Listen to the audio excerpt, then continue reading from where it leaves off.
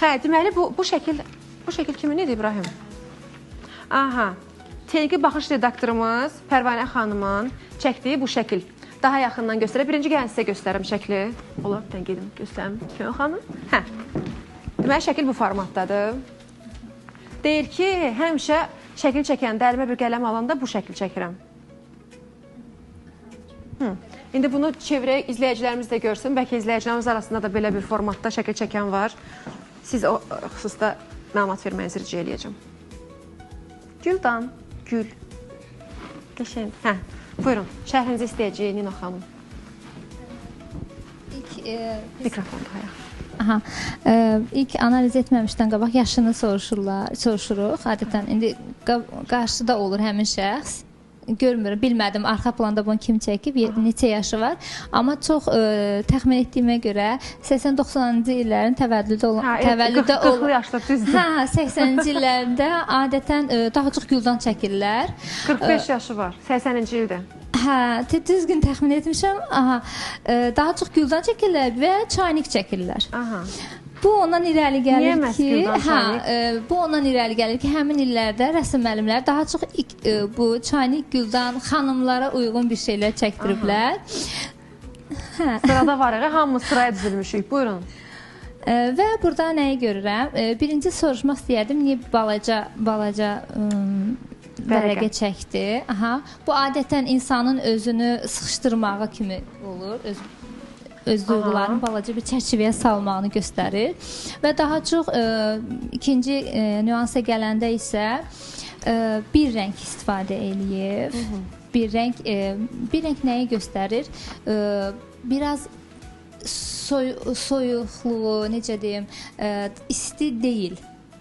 Yaşamışlığımı, yaşadığımı, isti, rəngarəng olmadığını göstərir. Qalan mövzuları efirdən sonra dəyərli Pərvanə xanım sizi ikinci mərtəbəyə dəvət edirəm. Gələrsiniz, müzakirəmizə qoşularsınız. Daha sonra növbədə var, biz çoxuq maşallah, maşallah. Bizim dəyərli Nigar xanım, kosmetologumuzun şəklini bir çevirsək, görsə izləyicilərimiz. Ürək çəki, vay Allah. Ürək, qırmızı ürək çəkib kosmetologumuz. Hə, kosmetolog olduğu demədən göstər, sevgi ilə yanaşır işinə. Qırmızı ürək. Nigar adətən simvol olaraq analiz edilir, necə? Ürək bildiyiniz kimi insanın ehtiyacı olan bir şeydir, sevgiyə, istiliyə, qırmızı. Amma qırmızı rəng nəyi göstərir? Qırmızı rəng art terapiyada güc simvolunu göstərir. Güclü olmaq, güclü olmaq istəyini. Lakin Nigar xanım ürəyin ətrafını konturlayıb. Sərhəddə alıb, özü o hisslərini, özü sərhədləyir. Özü sərhədləyir. Yəni sərhədləməməlidir. Bəli, bəli. Bəs bizim müəllimimiz nə çəkib orada Gülnara xanım? Təbii ki, mənim həyatımda böyük rolu olan öz iş kollektivim, akademiyamız. Akademiyanın FES Akademi. FES Akademi yazıb, çəkib. Burada iki rəng çəkib. Yaşıl rəng, qırmızı rəng. Dediyimiz kimi qırmızı rəng güc simvolunu istəyir. Yəqin ki, akademiyasının güclənməyini, inkişafını istəyir, belə başa düşürəm. Və yaşıl rəng təbiətdə də göründüyü kimi təbiətə bağlılığı, emosional zəkası biraz inkişaf etmiş insanlar yaşıl rəngi çox istifadə edirlər. Yaxşı bir əlamət sayılır.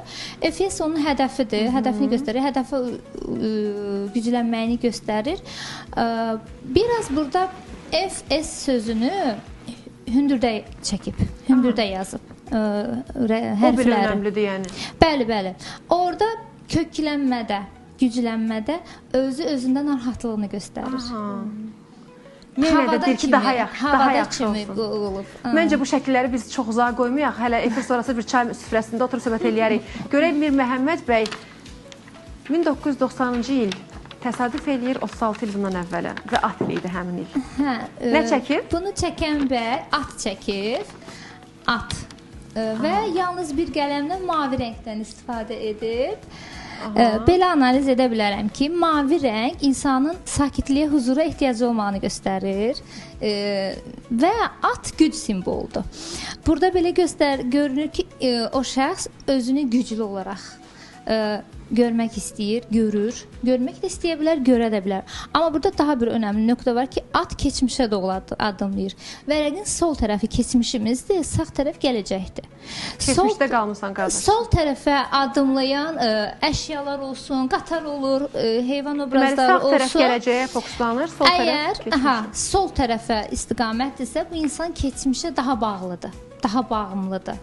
Keçmişdə olan hadisələrə. Yox, sağ tərəfə istiqamət olarsa, bu insan gələcəyə, daha çox yeniliklərə açıq olan bir şəxsdir. O sırada Rəsulun şəkli. Deyəm, bayaq baxıram, reklam fasiləsi deyirəm, çox aqressivsən Rəsul. Rəsulun şəklini bir dənə göstərin, zəhmət olsa böyük planda. Aha, göstərək. Aqressivdir Rəsul, səhər-səhər. Bu niyə elə pis-pis baxır, hə? Əslində üçüncü ən pozitiv olanıdır. İçində elə. Aha. O əslində gülür. Mən bu rəsmdə çəkən bəyə baxdım. Pozitiv görünür. Amma belə bir şey Müsbət enerji də görünür. Müsbət enerji görünür. Amma bizim çəkdiklərimiz bizim daxili aləmimizdir. Xarici göstərdiyimiz aləm deyil. Xarici göstərdiyi aləm əslində olmaq istəyir. Pozitiv, daxilən rahat olmaq istəyir və aqressiyanı bildirir. Hətta aqressiyanı o qədər yüksək bilir ki, dişləri də çəkibdir. Bir ki, gülür elə dişlər belə qalır. Və amma sağa meyillidir. Aqressiya gələcəyi düşünərək Gələcək aqressivsən. Düşünərəkmi, narahatlıqmı, nə isə o gələcəyə odaqlanaraq aqressiya bilinir.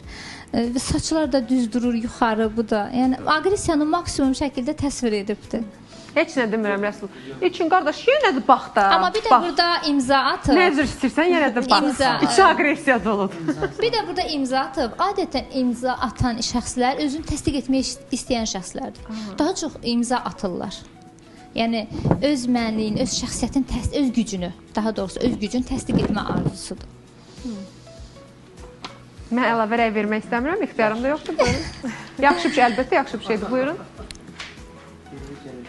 O sırada qrupun təsisçi rəhbəri İlkin bəyin çəkdiyi çöp adam. Bir dənə zəhmət o şəkli göstərərdiniz, izləyicilərimiz görsün. İlkin bəyin çəkdiyi əsər. Hə. Amma xoşbəxt deyil, üzəyə belə dayanım. Xoşbəxt deyil, xoşbəxt olur. Saçı da Newtona bənzəyir nəsə. Aha. Mən təsvirə baxanda təsvirlərdən 80-90-cı illər bilinir. Bu yenə də biz görürük. Amma burada simada qorxu var. Aha. Bu çəkilən simada qaşların quruluşu, qorxu var.